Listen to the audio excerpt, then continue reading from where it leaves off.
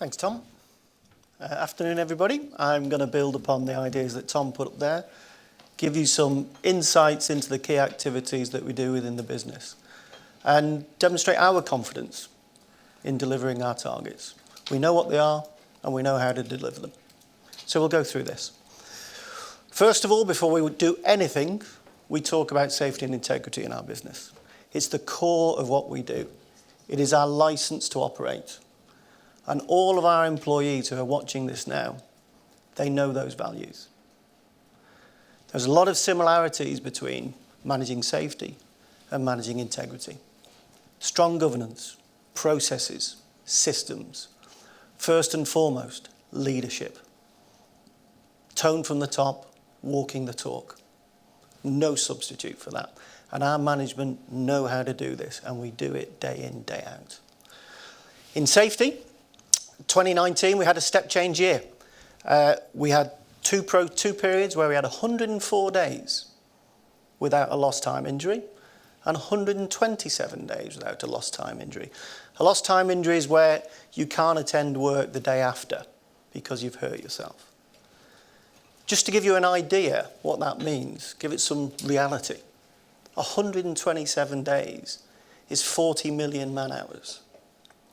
So that would mean you could work for 23,000 years and not hurt yourself.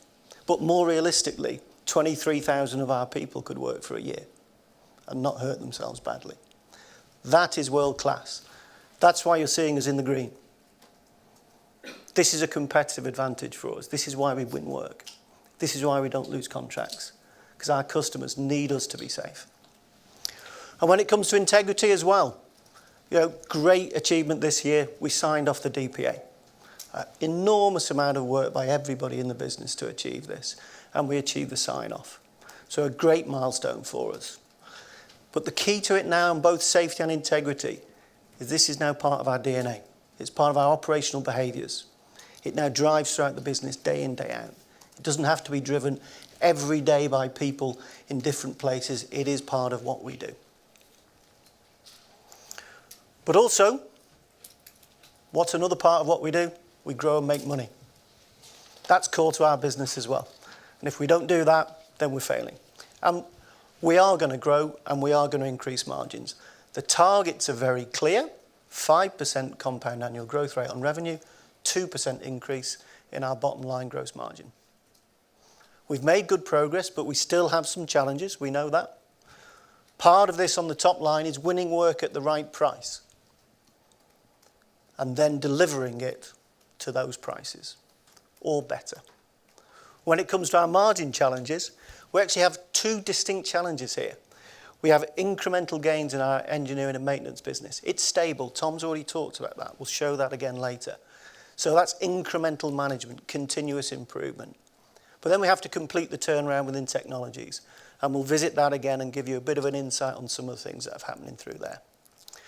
So I want to take you through some of these examples of how we're doing it, some real life ones, bring it to life a little bit and show you this.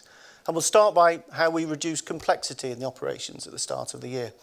So at the start of 2020, we changed the operating model, made it more compact, less layers.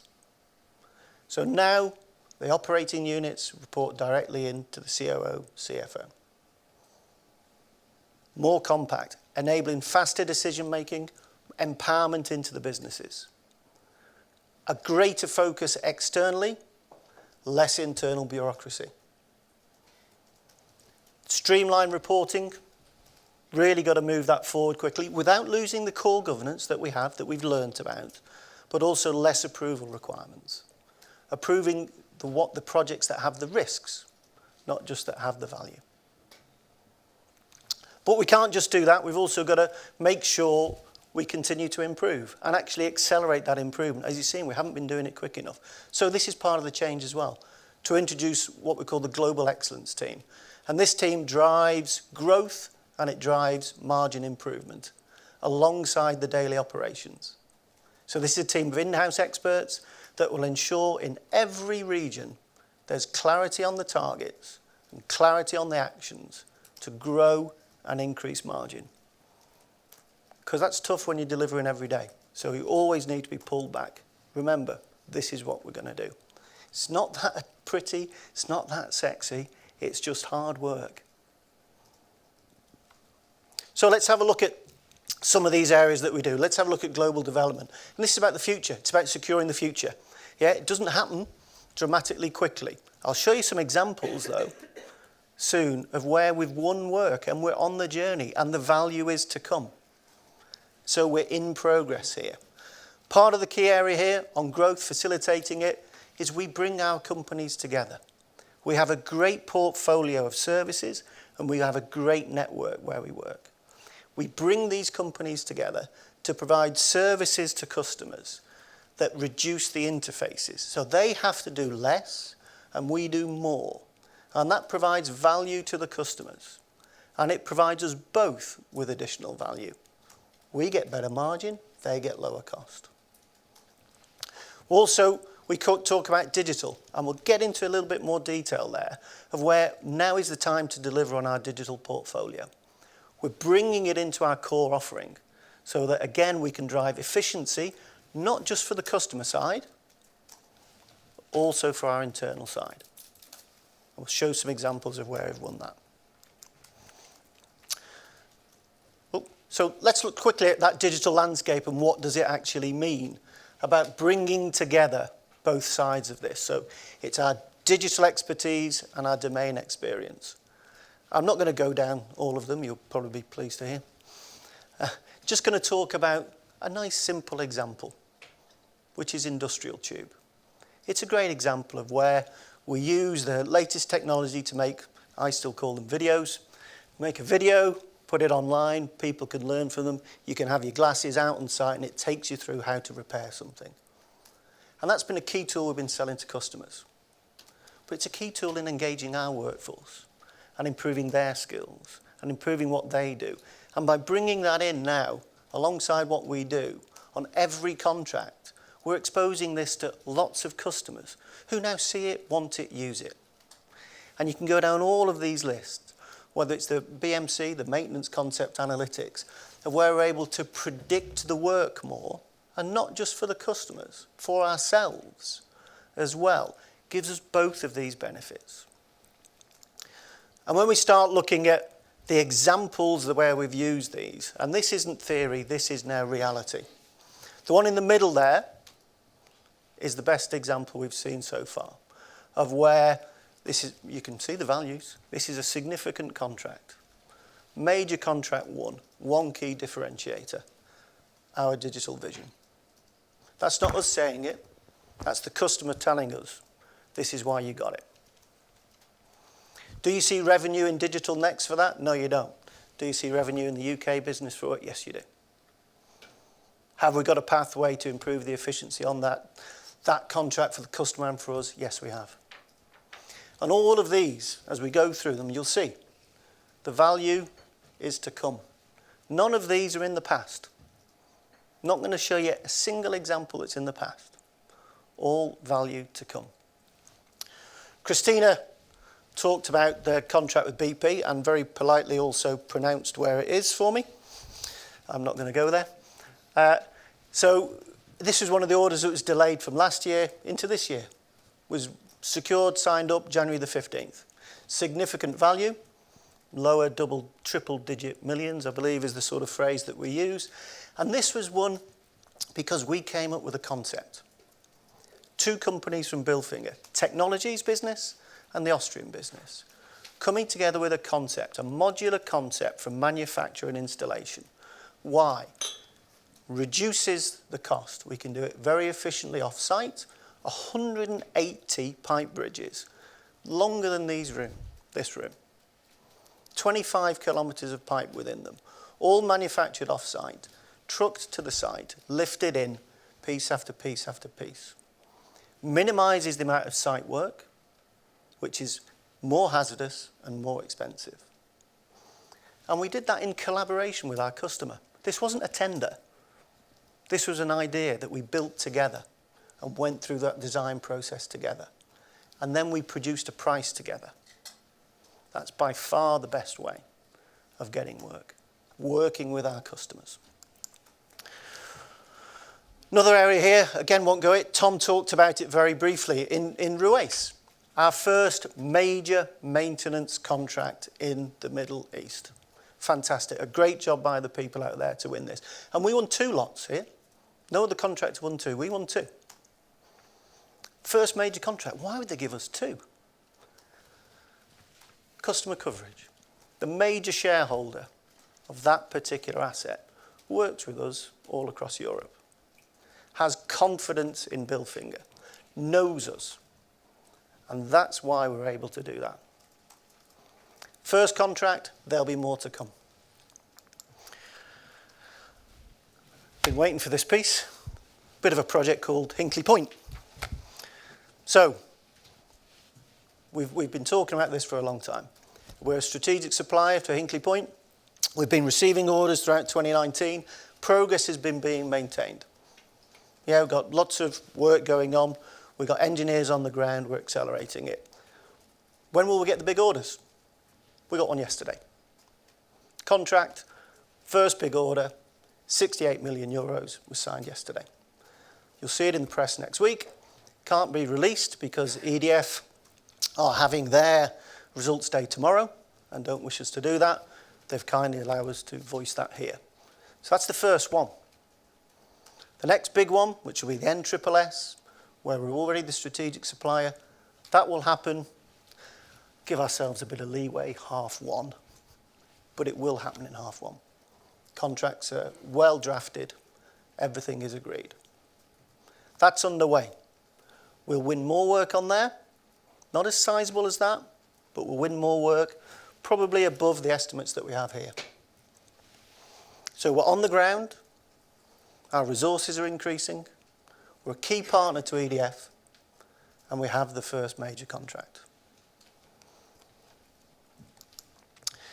Let's talk then about, after we win work at the right price, how do we make more money out of it?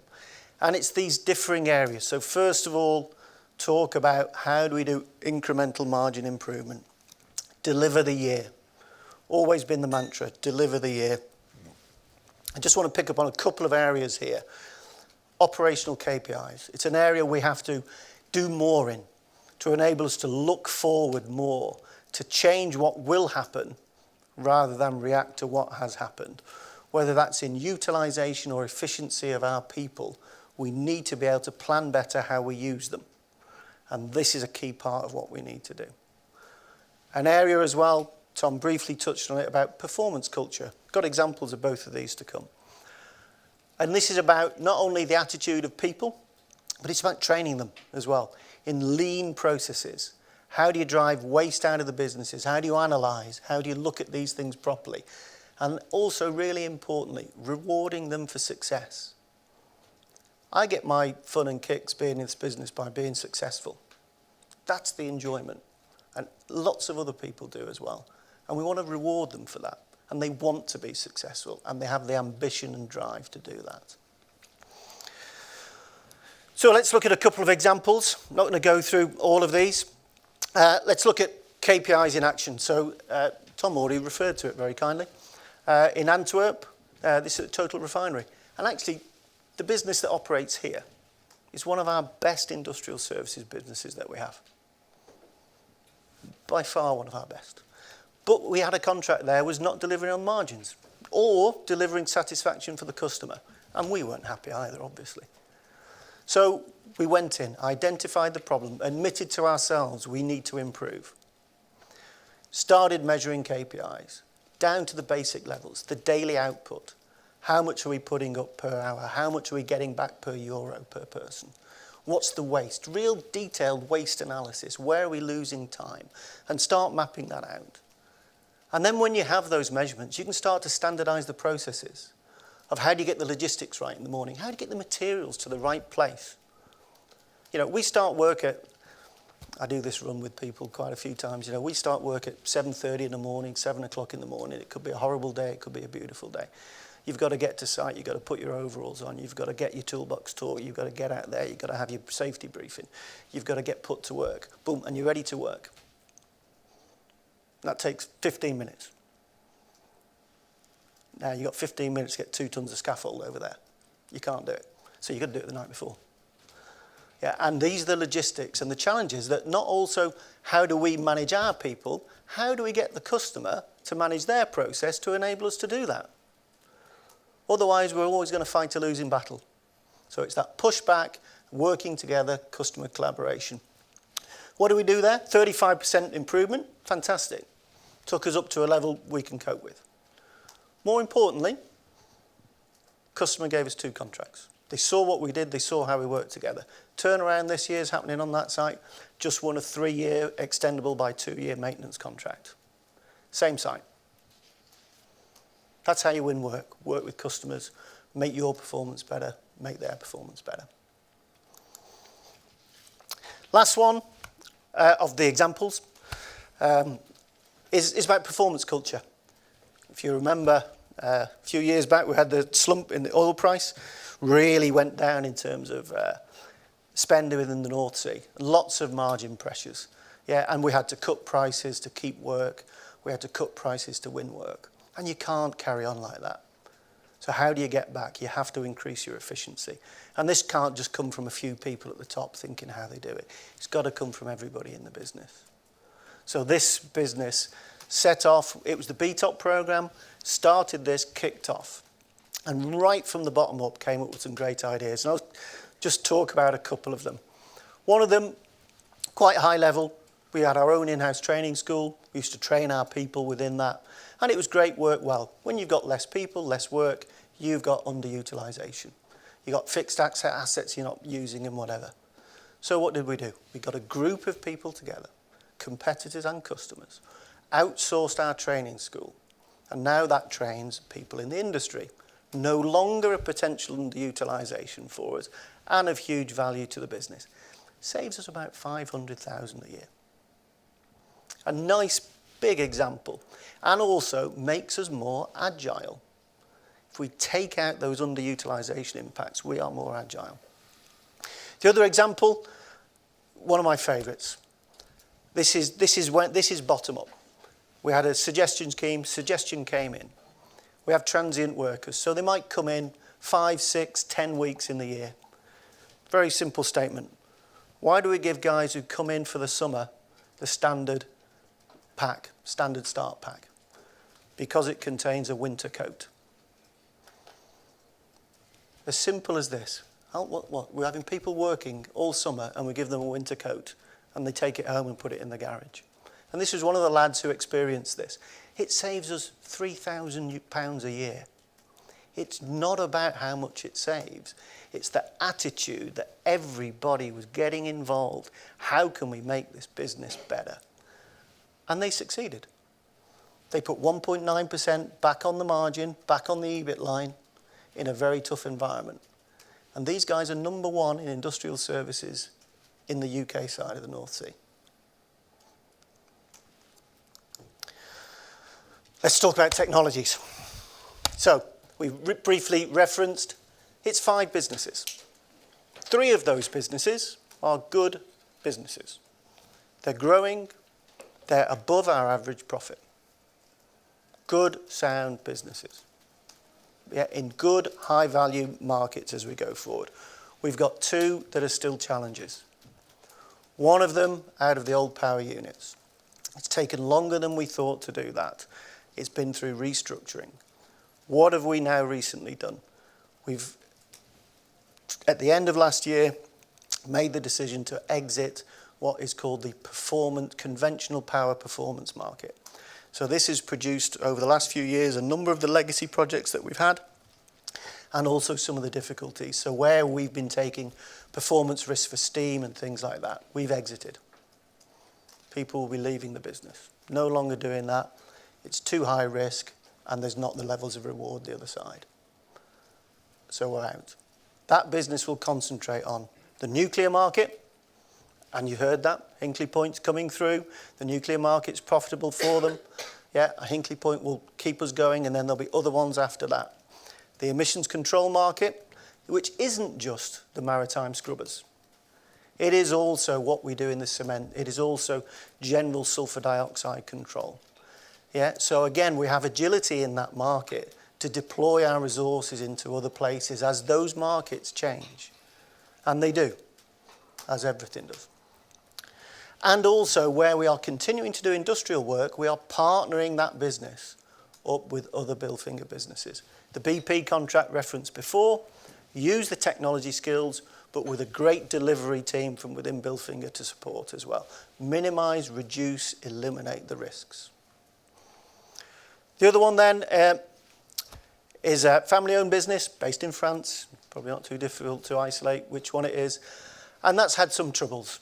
The family left, a lot of management left there, and it left us with some real problems. It left us with a poor order book and processes and systems that weren't up to the task.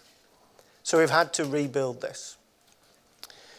We've got new management in, started at early end next year. They're cleaning it up. Processes and systems are getting in place. We're trading out the low order book, and we're gaining control. Here again, there's a small piece of that business that we've exited the market. There, the local petrochemical market is just cutthroat cost plus. We're out. Yeah, it's not worth winning work in that. And that business now, 3 business lines. Nuclear again, pharmaceutical, and for them, LNG gas. And all of those, again, high value, high margin businesses. So we're making changes in portfolio, reducing our risk, but we still have to trade out some of these poor margin contracts that we have. And that will happen in 2020. They'll be traded out in 2020. But the last one around there, and I'm not going to, again, go through every single item on this. So where did we start and where are we now within technologies? There's been a lot of changes. On the delivery piece, we have changed people. We've changed the leadership at divisional level, so a new executive president and a new finance director. We've changed leadership in the 2 businesses that are struggling. We're bringing in partnerships to help with the delivery end. And we're strengthening our front end to make sure we estimate properly. Proper stage gate processes to make sure we have the right prices and then the right processes to deliver. Sounds easy. It's tough. We're getting there. Less mistakes, more ambition, more confidence coming back in those businesses. And then when it comes to weak margins, we're exiting those problem sectors. We're exiting those areas. Stay in 3 high-value sectors. Yeah, with growth potential, nuclear, pharma, emissions control, and a bit of gas within France. So where does that leave us? Now, I'll slowly take you through this. So here is our gross margin achievements. This is what we do. This is right now.